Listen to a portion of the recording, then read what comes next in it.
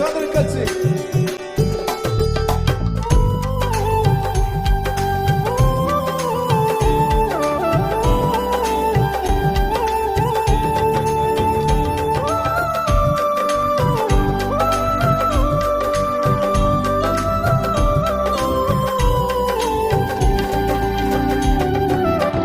కలవరపడినే కొండల వైపు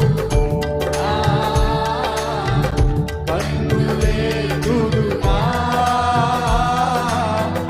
కొండల వైపు నా కన్నులెత్తి కొదువతో నేను కుమిలెదనా,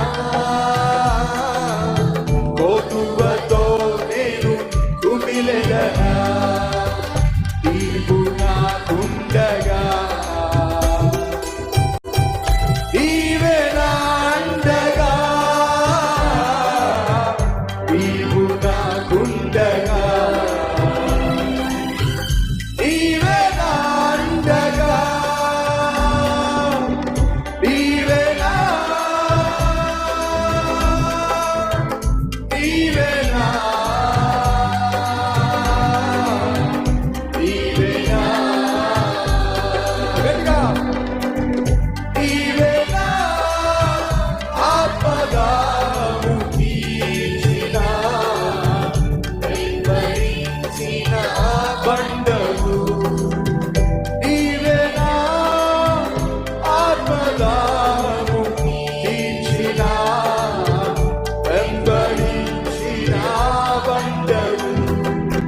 కలవరపడినే కొండల వైపు నా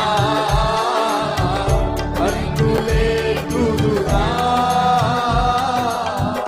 కొండల వైపు నా కన్నులెత్తి కొదువతో నేను కుమిలెదనా, కొదువతో నేను కుమిలెదనా.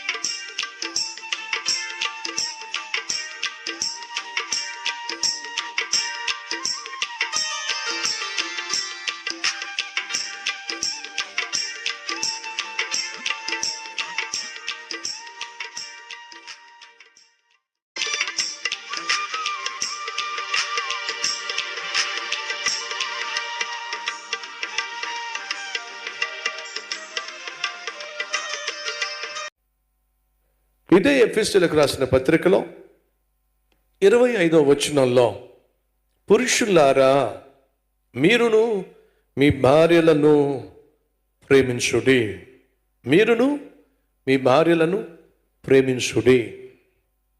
భార్య అట భర్తకు లోబడాలట. మరి భర్త ఏం చేయాలట? భార్యను ప్రేమించాలట.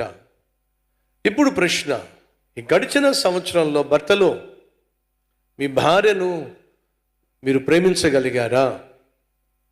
ప్రేమ అన్నిటినీ సహిస్తుంది, ప్రేమ అన్నిటినీ భరిస్తుంది, ప్రేమ అన్నిటినీ క్షమిస్తుంది, ప్రేమ దీర్ఘశాంతాన్ని చూపిస్తుంది.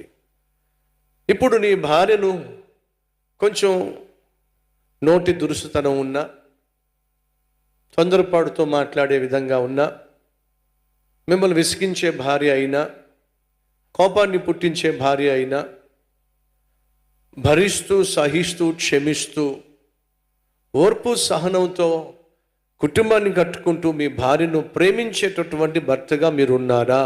ఒకసారి ఆలోచించండి. నీ భార్యను నువ్వు ప్రేమించవలసినంతగా ప్రేమించావా ఈ సంవత్సరంలో? నీ భార్యను పట్టించుకోవలసినంతగా పట్టించుకున్నావా? నీ భార్యను గాయపరచకుండా, నీ భార్య హృదయాన్ని నొప్పించకుండా, నీ భార్య కన్నీళ్లు పెట్టకుండా ఈ సంవత్సరంలో ఒక భర్తగా నీ ధర్మాన్ని నువ్వు నిర్వర్తించావా? లేకపోతే మాటి మాటికి నీ భార్యను ఏడిపించావా? మాటి మాటికి చెయ్యెత్తడం, మాటి మాటికి కొట్టడానికి మీదకెళ్ళడం, మాటి మాటికి బెదిరించటం, ఇంట్లోంచి బయటికి గెంటేస్తాను అని చెప్పండం, విడిచిపెట్టేస్తాను, నీలాంటి దాంతో నేను కాపురం చేయలేనని చెప్పేసి బెదిరించటం, ఈ విధంగా అబల అని చెప్పో, బలహీనురాలు అని చెప్పో, తన వెనక ఎవరు కూడా ప్రశ్నించేవారు లేరు అనేటటువంటి భరోసాతో బెదిరించిన భర్తలు ఎవరైనా మన మధ్య ఉన్నారా? ఏడిపించిన భర్తలు ఎవరైనా ఉన్నారా? భార్య ఉన్నప్పటికీ పరస్త్రీతో సాంగత్యం పెట్టుకోనో, భార్య ఉన్నప్పటికీ పరస్త్రీతో స్నేహాన్ని పెంచుకోనో, భార్యను మోసం చేసినటువంటి భర్తలు మన మధ్య ఎవరైనా ఉన్నారు? ఒకసారి ఆలోచించండి. ఈ సంవత్సరంలో భర్తగా నీ స్థానానికి నువ్వు సంపూర్ణ న్యాయం చేశావా?